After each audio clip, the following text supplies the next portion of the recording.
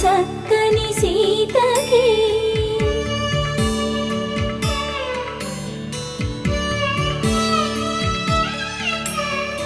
ఎర్ర జాబిలి చేయి